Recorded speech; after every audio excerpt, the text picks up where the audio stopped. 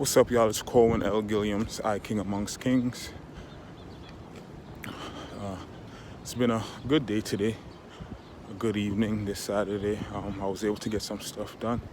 And as I'm heading home, I just, this message started brewing in my spirit, right?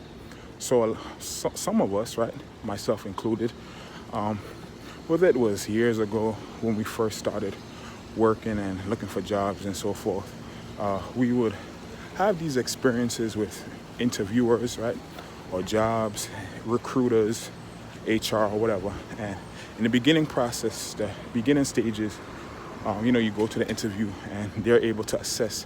The interview is basically, as you know, to assess to see if you're potentially the right candidate, right? And so many of us,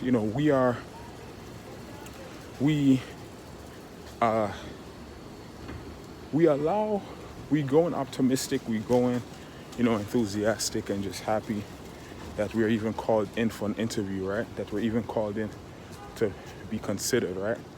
And so we get there and, some of us are nervous, some of us, and it's a normal thing, right? Because you're going in there not knowing exactly if you're going to get the job. Mostly the nervousness comes from you wanting the job and not knowing if you're going to get it, right?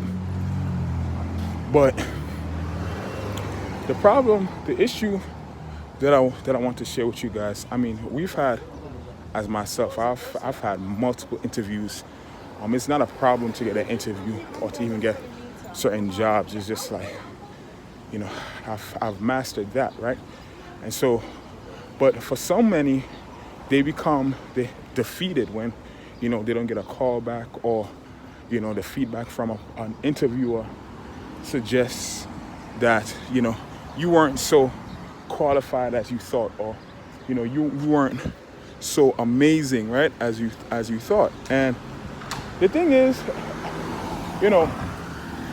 it's a difference between being humble, right? Being humble, and then knowing who you are and not allowing people to define you, or allowing people's opinions of you to minimize or to shake or alter, who you are, what you've accomplished, your work, wherever you spent your time as far as your experience. You have some jobs, like a recent interview I went to, where people try to minimize your qualifications, or they try to, because they have become standardized in their approach, or traditional in their approach when it comes to interviewing and reading a resume or whatever. They use these, is templated a word?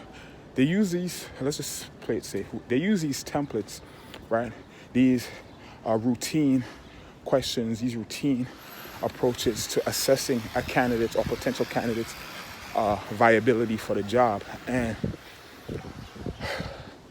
that, if you don't know who you are, you can allow someone's limited. I don't care if you're a recruiter or HR person or whatever. Like, you've never worked or experienced the vastness of the amount of industries and just the scenarios that people experience in the workplace that may have them leave a job, in 4 months or a year, or whatever time they decide is sufficient before you actually leave a job. Now, me personally, I'm someone, I've never felt like it was never in me to stay at a job or stay at a position where I felt like it was time for me to go. Like, I was not going to be someone who was going to stay and then engage in toxic behaviors, and to compensate for my unhappiness. That's what people do, right? So you have people who steal, right? You have people who gossip and slander and just do vindictive stuff because they're unhappy with management or unhappy with their current status in the company, right? And so that was never me. My thing is, if I'm not happy, this is how I felt, right? And I didn't have the words to articulate it then, but this is how I felt. I felt, at the end of the day, this is a mutual agreement, right? They say it in the contract, it's at will. So I don't know at what point did these people or these companies, I won't say these companies, but the companies who hire these individuals, having them think that that their services outweigh my service. I may not come with, the real estate, right, and the resources, but I am still an entity, right, that has the potential, right, to change the world. So if you think by, overwhelming me or beautifying or decorating your positions to the extent where you want to attract certain people, yes. But then when it comes down to actually having the experience, it's nothing like what you said. Or if you think that because my experience, as much as it may be, right, as little as it may be, that it makes me unqualified or causes me to reconsider my confidence or reconsider who I am or what my potential is. And so that's why a lot of us, we struggle with jobs and stuff because we have the gift of entrepreneurship. A lot of us have the gift of entrepreneurship where, we've worked jobs, okay, we've had our experiences, but then we know it's like, this is it. Like, it doesn't matter what job I go to. It's the same thing. I'm not being used to my potential. I'm not being paid enough.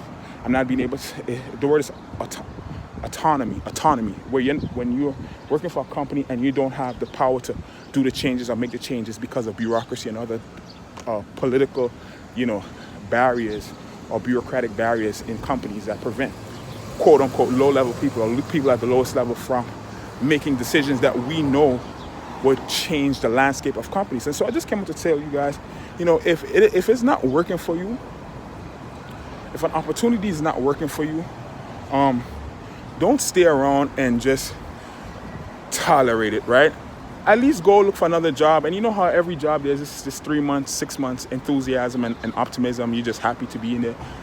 Listen, if you got to do that until you figure it out, whatever God has created for you to do, to create, you know what I'm saying? Do that. But do not stay in positions where you're undervalued, where you're unappreciated, where you're disrespected, where you're violated. Especially when you know you're talented and you're gifted and you know that you can go anywhere and apply yourself. Use wisdom, right? Use wisdom. Use common sense, right? Not everything is common sense, but use common sense. And most importantly, assess your abilities, assess what it is or where you can go that will put you above the rest, regardless of the next person's experience, right? There's certain things about us that, God has given us naturally, right? That is able to catapult us or make us distinct when it comes to other people, right? And so whether that is you having a bubbly personality or someone who is just, sometimes even the way that you speak or even the way that you dress or even the way that you look, like certain things in the world that, we think that is deep, but the deepness is to keep, the reason why some people make things so deep is to put fear into other people and to make certain people stay away, right? So that they'll feel like inadequate or, insufficient or they're not capable, right? And so we have to keep that in mind, right? So guys, most importantly, just remember that that no one can define you. Only God can define you. He created you in his image and likeness. If we were to truly measure potential, it will be immeasurable. You understand? We can't measure potential.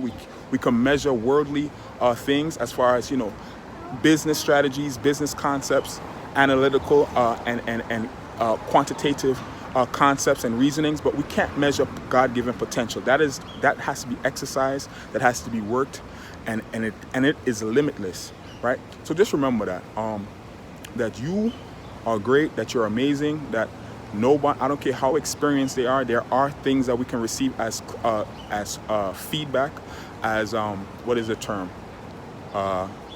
As constructive criticism, but we also have to use wisdom that we're not allowing someone's constructive criticism to be actually low-key hating, right? Or low-key insecurity or intimidation because they see that you're actually amazing. So just remember that, right? And remember that God is with you. If God be for you, who can be against you? All right, y'all. Love y'all. I, King amongst Kings, Cohen L. Gilliam, signing off. Take it easy. God bless.